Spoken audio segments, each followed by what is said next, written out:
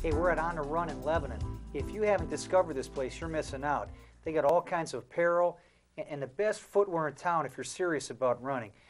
I got put up into a pair of Brooks the other day. I didn't realize what good footwear was. I don't want to take these things off. I slept in them last night, drive my wife crazy. Matter of fact, even these sunglasses, I feel like going running. I feel like I'm in a movie with these things. He's got all kinds of great stuff to outfit you if you're a serious runner. And this gal behind me, this is Roberta. We're going to talk to her in a little bit. I don't think she's got a lot to say, but we're going to talk to her anyways and check out her apparel. But what I really like about Jeff is his level of service and what he does with runners. He understands foot mechanics, and he wants to share that stuff with people because a lot of people, they really don't realize what's going on with their feet. What kind of stuff do you do with the people when they come in to check out their mechanics, Jeff? Well, initially what we do is try and figure out what size arch they have, what kind of footbed they have, watch them walk, maybe check out their old shoes to see what kind of pattern they're running with now. And then occasionally, or if they want to, we'll put them on the treadmill and watch them run to see what kind of stride they have, looking at their knees and their ankles, to see if they rotate in when they take a step, to see what kind of stability or control we need with the shoe. Now, when you say pattern on the shoe, you're not talking about checks, polka dots, and stripes. You're talking about the wear and tear, aren't you? Right. How the foot hits on the shoe, the wear patterns will give us a lot of information on a person's stride, the length of the stride, how they hit, if they're heavy hitters when they hit the ground, and that type of information. What's the common thing you see in people who come in? The most common thing is most people pronate, which means their feet roll in when they take a step, which most people do. Okay. It's not a bad thing. I find that a lot of people have the wrong type of shoe. Okay. And their ankles hurt, their knees hurt, that type of thing. And when we get them in a good shoe, then they're more comfortable, and then they'll run more or walk more than they're doing now. So when you say they overpronate, they wear on the inside, and from what I understand about mechanics of the feet, we're supposed to strike on our heel slightly in supination. And the way that works is it allows the foot to adapt to the terrain. And then we roll into pronation, and the mechanics of the midfoot, they lock and they allow us to propel or push off. So if you're striking in pronation, you're not going to adapt. I imagine that could probably hurt the ankle, the knee, yes, the hip. So do you see people complaining of other things like that as well? Yeah, we have, especially in females, because of the design of their hips, we find that they can have lower back pain. A lot of times their hips will be off. I'm sure you see that a lot. Oh, absolutely. Knee pain, and a lot of times what they're doing is they're stretching the ligaments on one side of their leg more than it needs to be stretched. And then they'll have pain in that area, and then they don't exercise at all anymore. They just hang it up. And putting them in the right pair of shoes can make a difference as far as their problems?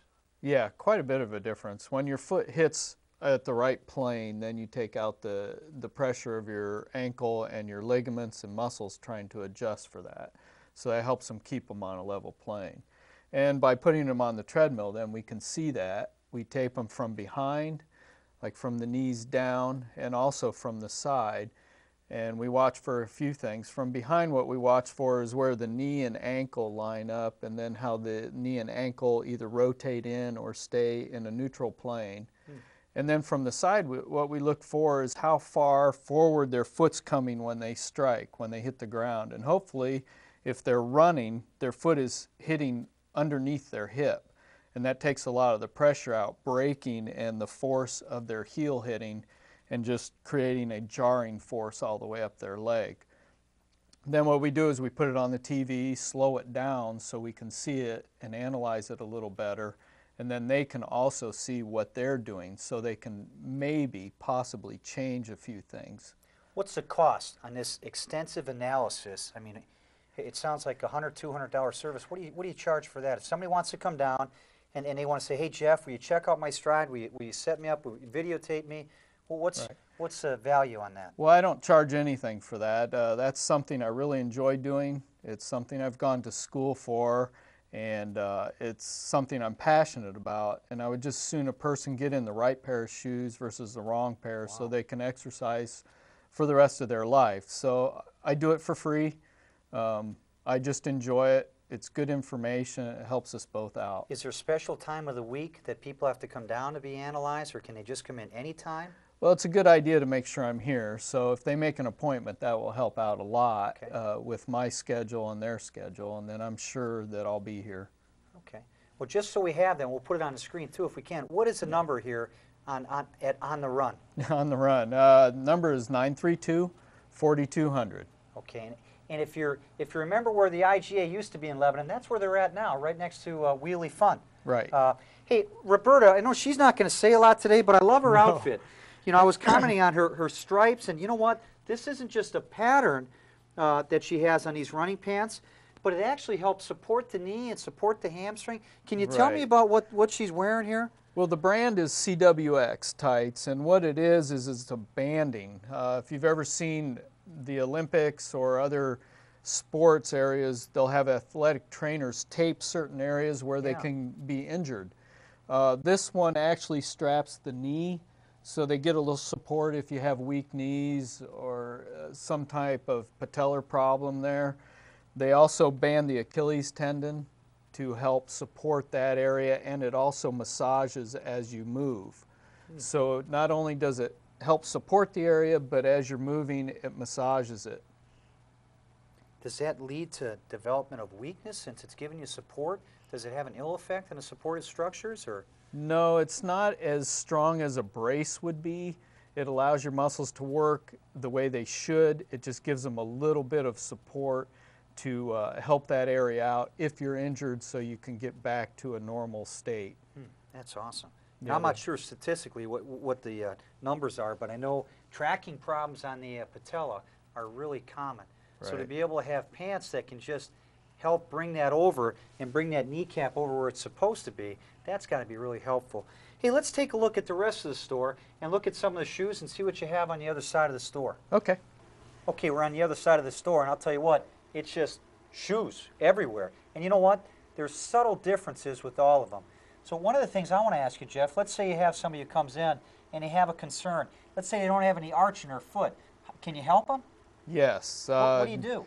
Generally what we do, like I said before, the first thing we do is have them take their shoes off so we can see what their arch actually does when they stand up. A lot of people have an arch until they stand and then it's gone.